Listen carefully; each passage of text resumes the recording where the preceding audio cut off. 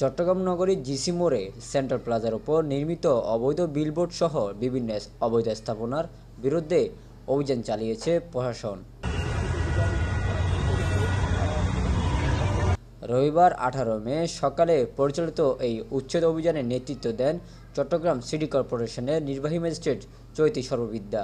অভিযানে সেন্ট্রাল প্লাজার ছাদে স্থাপিত অনুমোদনবিহীন বিলবোর্ড সহ কয়েকটি অবৈধ স্থাপনা ভেঙে ফেলা হয়।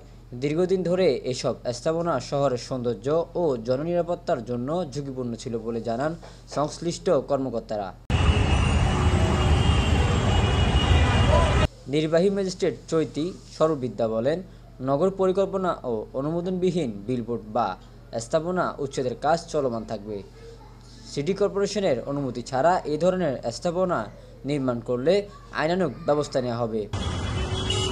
অভিযানকালে সিটি কর্পোরেশনের সংশ্লিষ্ট কর্মকর্তারা ও আইন শৃঙ্খলা রক্ষাকারী বাহিনীর সদস্যরাও উপস্থিত ছিলেন। সচেতন নগরবাসী এ ধরনের কার্যক্রমকে স্বাগত জানিয়ে বলেন, নিয়ম বহির্ভূত স্থাপনা নগরের পরিবেশ ও জনদুর্ভোগের অন্যতম কারণ।